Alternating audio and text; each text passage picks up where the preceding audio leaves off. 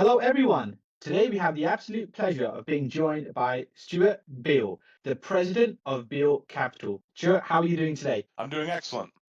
Good stuff. Very glad to have you on the podcast. We're really excited to dive into your journey and get your takes on the industry. So, without further ado, should we get into it? Yeah, let's do it. Amazing. So if you can start off telling us a little bit about your background, your perhaps upbringing, and what got you into entrepreneurship and business from an early age. Okay, great. Yeah, my name is Stewart Beal, and I grew up in the Burns Park neighborhood of Ann Arbor, Michigan. Ann Arbor, Michigan is the home of the University of Michigan. It's a very entrepreneurial environment. A lot of my family, friends, parents were involved with the university, involved with spin-outs, business spin-outs from university. So it's a very entrepreneurial environment, such that in public school, we started doing some things to get involved in business. Like, for instance, we had like a business fair where I wrote a newspaper and sold the newspapers for 10 cents. And so you get into that a little bit in the public school. But really, my main exposure to business and entrepreneurship was through reading. I, growing up, read almost a book a day, a lot of variety of topics. But then I really found business magazines. My father brought business magazines home from his office, and that's where I got the major exposure into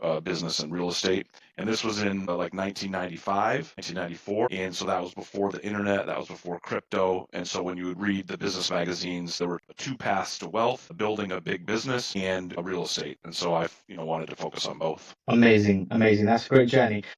What part of that journey would you say in your years of entrepreneurship and business did you learn the most? Which years of those journey were the ones where you grew the most and actually leveled up to become obviously the successful entrepreneur you are today? Yeah, so I started my first business when I was 13. It was a lawn care business, just mowing, your neighbors' lawns, doing landscaping for the old ladies in the neighborhood type of thing. But when I was 16, I got my driver's license, and then we made that like a real official business, employees, contracts, all that type of thing. And then when I was 19, I sold that business $250,000, and the deal was I got $50,000 down, and then I lent $200,000 to the buyer, and she paid me over time. I also went to business school, Eastern Michigan University Business School. I know there's a lot of debate in the world right now about whether college is worth it. I found it beneficial, both from connections and also, I learned a lot in business school. So I would say like from age 19 through 23 when I was in college, but also doing full-time entrepreneurial activities, that was when I learned the most about how to be in business. Amazing. And if you can tell us about what the business looks like today in terms of trading, in terms of what the business does, maybe just a little bit of deep dive, or perhaps someone who hasn't come across the business yet. Yeah, so we run multiple different businesses, but they're all around real estate. The main business is Beal Real Estate. We have 100 employees. We're a property management business. We're a real estate brokerage. We're a construction company, and we specialize in value add apartment complexes and apartment turnaround stories where maybe the former owner or the owner lost control of the property and they need to hire us to fix it back up the way it should be. That's kind of what we specialize in. And then this year we're pivoting from that. I want to do a little less of that. In the future, we're pivoting to more commercial real estate. So that's office buildings, mixed use buildings, retail centers, that sort of thing. They're easier to manage, and that's what I want to do. Amazing, amazing. Can you share some insights into what does your role look like at a company? Are you very much focused on growth and driving the business forward? Are you very much focused on the ins and outs? Are you very much on the marketing and strategy side of things? But where does your role sort of sit in the company, and what does a typical day look like for yourself? Yeah, so three things, three parts. I'm the main business development person for the company. Most of our new business comes in through my social media quite a bit. And so that's business development. The second thing is I'm the regional manager of all the properties that we manage. So I meet with the property managers every other week to make sure they're on track managing the properties the way we want them to be managed. And then thirdly, I kind of sit on top and manage the building business, review a lot of accounting, tell my direct reports what they should be focusing on. So that's kind of like the three ways I spend my time. Amazing. Very well said. Well, thank you very much for that, Stuart. I guess coming nicely onto the next topic, which is industry trends. So what are some significant trends or shifts in the property, real estate investing, or even construction industry you're noticing?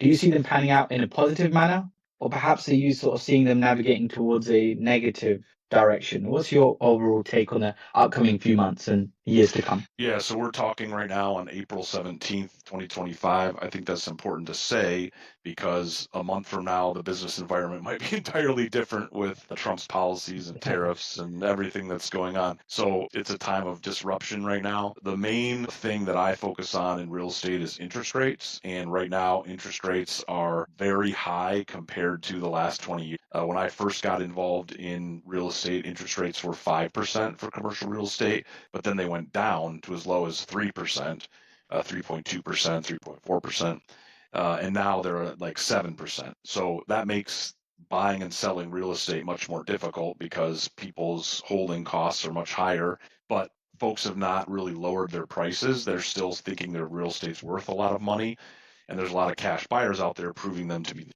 proving that to be true. So that's the main thing is interest rates. The second thing is staffing. So when you have 100 employees, you constantly have people coming and going for good reasons, for bad reasons, type of thing. So you have to constantly be recruiting. And in particular, in the United States, we have a crisis in the building trades where there are not enough young people entering the building trades. And so recruiting is very difficult. I mean, I've been trying to hire 5 carpenters for 2 years, and some days I have 3, then I'm back down to 2, then I have 4, then I'm back down to 2, then I have 3, and then I'm 1. And it's just the talent and people's willingness to come to work and work hard is something we struggle with. Absolutely. And I guess on that point, just to perhaps dive deeper, because that's a quite an interesting topic. In your perspective, what do you think the reason for that is? Is there an issue at hand which perhaps we're not addressing? Is this just how industries and, some businesses operate? Where do you think, if you could pinpoint a reason for that, do you think? Well, I mean, we could just talk about various construction trades. First of all, like masonry and concrete. It's not that great of a job. You're out there in the cold, you're out there in the heat, you're lifting heavy things all day. It's just not, you don't hear someone in high school say, "Hey, I want to go lay bricks for a living." It's just not something. They say, "I want to be a video game influencer," or something like that.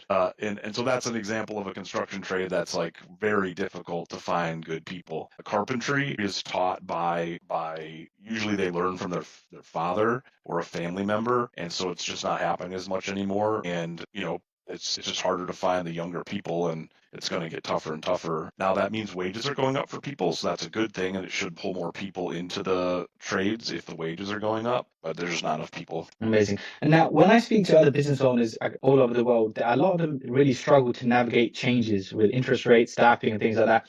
How does someone as successful as you really navigate these intricate challenges within business and remain at a level where you're ahead and staying competitive?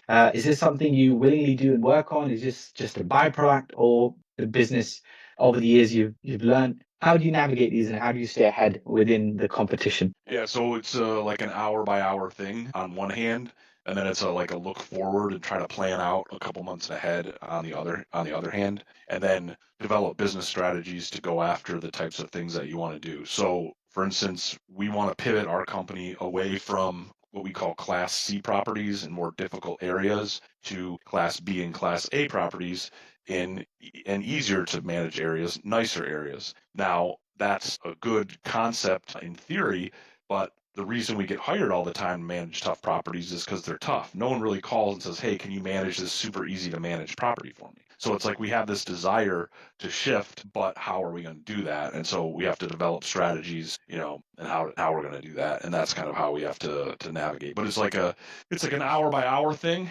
I consider myself a football coach, putting the best people on the field and like managing them, taking them in, taking them out. I do a lot of that, but then also like you've got to think ahead. Amazing, very well said. And what do you think, if you were to maybe handpick one main thing, what's the biggest factor do you think that's contributed to your success and you can sort of attribute to the business doing really well and standing out amongst the crowd? Is this something you pinpoint or is it a joint effort of lots of different factors? Yeah, so for me, it's intensive hours. That's the number one thing. For 22 years, I've worked 7 days a week. Now, don't get me wrong, I do take vacations, I take time off, but in general, I'm working. And I've slowed down a little bit now that I have a family. I have 3 daughters, but I do still put in intensive hours, and I require the people that are working around me to put in intensive hours. That's the first thing. And then the second thing is real estate is a very forgiving business.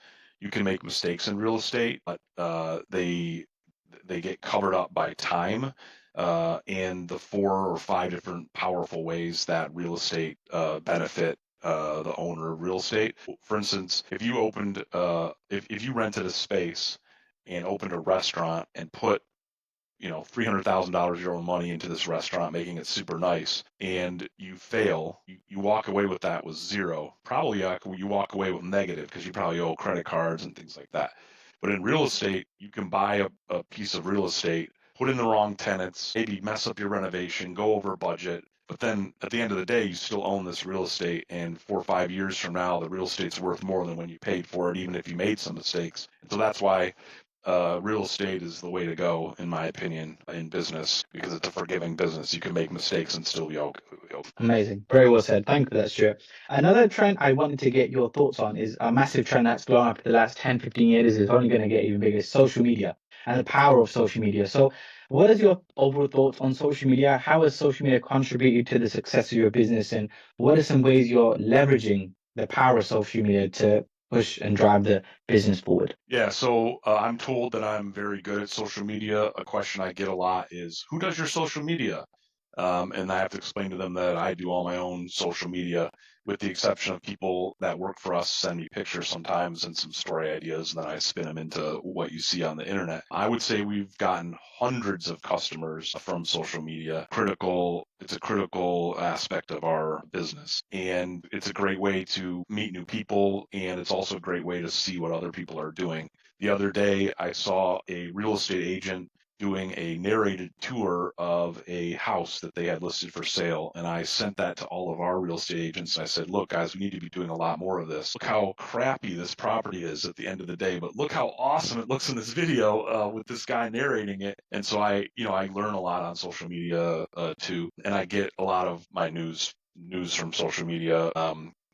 And I spend a fair amount of time on it, probably a little too much, but I think it's really important, and we're rolling out additional social media strategies to put our names out there as we're trying to pivot. Amazing. And what would you say is the primary goal of social media? Because for some people, it's really sales and that's it. They don't care about anything else. Some people, it's providing education and value to clients and prospects and customers they work with. Some people are actually looking to become more known and credible and authoritative within the industry. So how do you see social media? What are some ways you personally are looking to take advantage of the scale? So in the last 5 years, when I meet someone, they already know who I am. And that skips past a lot of that takes our relationship deeper more quickly. So if I go to an industry event, people actually walk up to me and say, "Oh my God, Stewart from LinkedIn or Stewart from Facebook."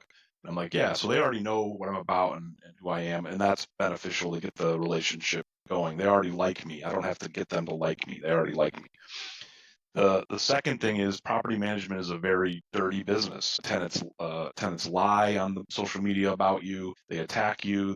So what I do is I don't really do any negative stuff on social media. Probably 95% of my social media is a positive thing. And what I want to do is, if you see something negative about our company, I want you to see something positive. Who's the best going to come from me? And so that's another reason, is reputation that we do on social media. And then it's just straight up getting new customers. I mean, my inbox is flooded both on LinkedIn and Facebook with multiple new possible customers a day.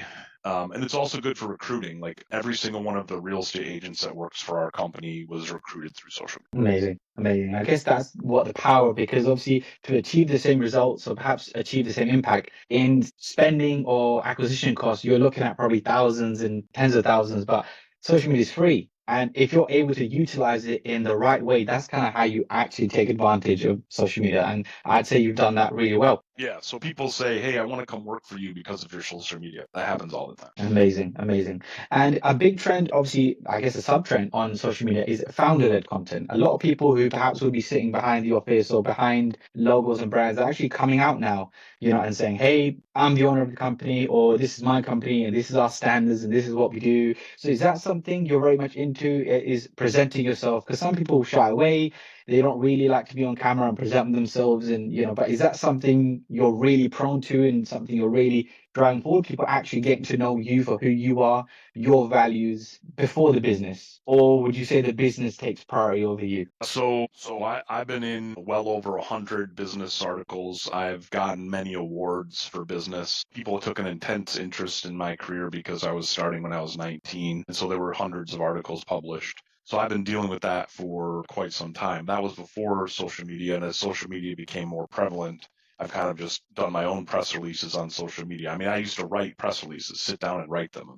You don't do that anymore. You just put it on social media and someone writes a story about it. So that that's how we kind of do it these days. Amazing, very well said. Now, I guess coming on to the next topic, Stuart, is very much on the business side of things, honing in on the business. So, what are some aspects of the business that are doing really well and you're going strength to strength? And what are some areas of the business that perhaps you're having some challenges and some hurdles you're looking to overcome? And how are you going to navigate those challenges, would you say? Yeah, so the things that are going well is we have high occupancy and we're charging the rents that we want to charge. We're also able to easily obtain new customers, both from people that want to rent our spaces and property management clients and construction clients. The challenges is having the talent on staff to get all that work done in a profitable manner and doing right by our clients and showing them we're doing a good job. So that's very challenging. And then interest rates are a major challenge. So I own a lot of real estate where the notes are coming due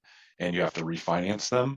And so you're going from a 3% interest rate to a 7% interest rate. So the cost of ownership of our own real estate is challenging. Got ya, got ya. And what are the biggest metrics you're really focused on improving? It could be very much business centered, it could be across the different departments, it could be sales, marketing, even accounting, operations even.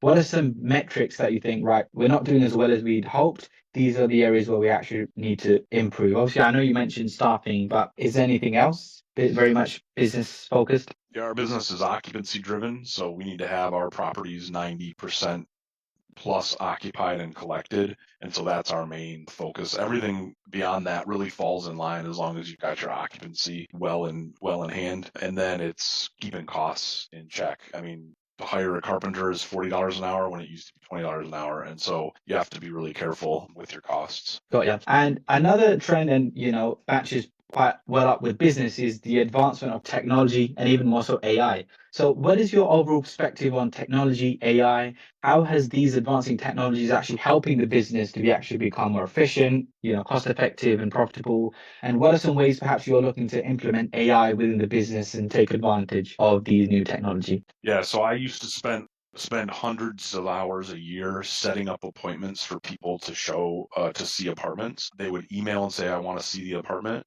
And I would go to my calendar, my leasing agent's calendar, and I would say, okay, I could show it to you on Friday at 1 or Saturday at 10.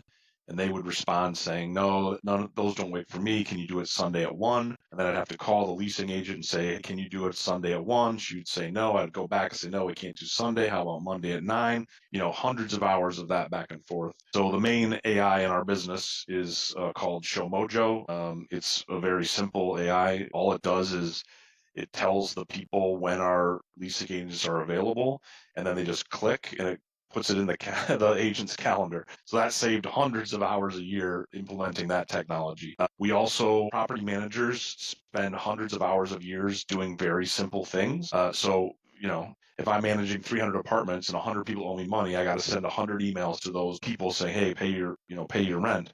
Whereas like AI can just handle that for you on a routine schedule. And then AI can actually respond to people's questions and inquiries. Why do I owe that? And that type of thing. So we're slowly implementing that. I wish it was faster, but we're slowly implementing that into the business.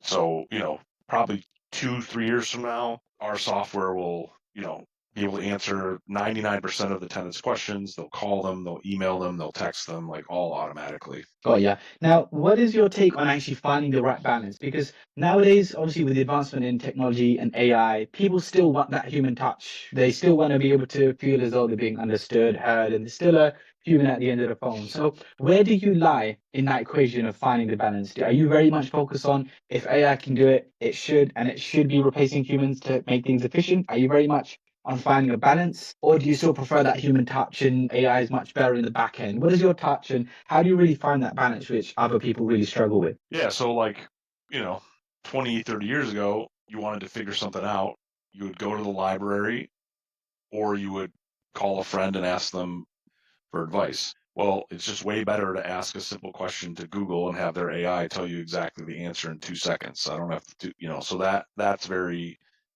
convenient. I do understand that people want to go into McDonald's and not have to put their order into a machine. They want to tell the person and have like a friendly interaction with them. And especially in real estate, leasing agents are going to remain very important. Real estate brokers, real estate agents are going to remain very important. So it's going to be very interesting. It's going to be very interesting. I mean, people rent apartments from us right now without ever visiting them. They go to our website and they look at a 3-day tour. They look at the pictures, but there are still many who want to talk to a real estate agent and want to meet the real estate agent. Absolutely, absolutely. Very well said. Now, sure, I guess if we talk about the future, right? Obviously, I know you've probably got some very big goals, very big metrics to hit, but what does the future look like for yourself in the, say, next 6 to 12 months? Are there some big goals on your vision board? What are some metrics and some areas that you think that's what you need to tackle first to hit those goals? I guess, if you're picturing yourself in the future today, what would that look like for yourself? Yeah, so I want to move more into commercial real estate, less residential real estate. In commercial real estate, you're not dealing with people and anger management, mental illness, pest control, domestic violence, people playing music too loud, that type of thing. Commercial real estate's more business oriented. You still got a lot of problems that you have to fix and, be a problem solver, but you don't have to be arguing about a woman who lost her job and is about to have a baby and can't pay rent. You're more business focused. So that's what I want to do, is go more into commercial real estate, and we're taking some steps to do that. Properties that I buy primarily will be commercial real estate. I made 2 offers this week to buy commercial real estate. So that's what we want to do. That's what the future holds. And in terms of goals and metrics, interest rates are causing a lot of problems with that. I mean, I could tell you what I want to do, but I don't think it's possible, and that's not normally how I think. But it's just like, it comes down to interest rates. Absolutely. If we talk about, are you very much still US? Are you working in other countries? Is that perhaps on the cards to expand into different countries, or are you very much still dominating the US and your market? Yeah, we're a very local business. We're primarily Metro Detroit in the state of Michigan. We do have offices in the lower half of Michigan, 5 of them, but we're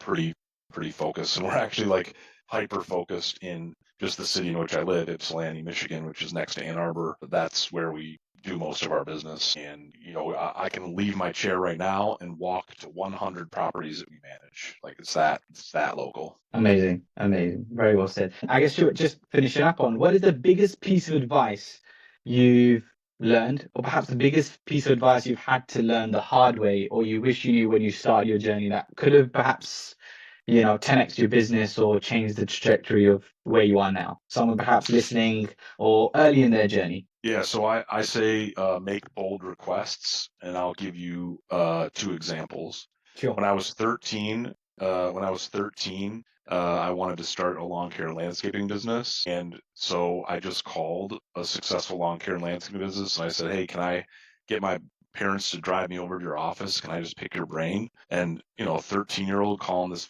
50-year-old guy who's been doing it for 30 years, like the guy could have just said, like, "What are you talking about? Get out of here." So I went into his office, and he literally told me over a course of an hour every single aspect of his business, how to set up a duplicative business. Like, he basically gave me all the secrets to his business, to this 13-year-old kid, even though he knew I was going to start a competitor to him.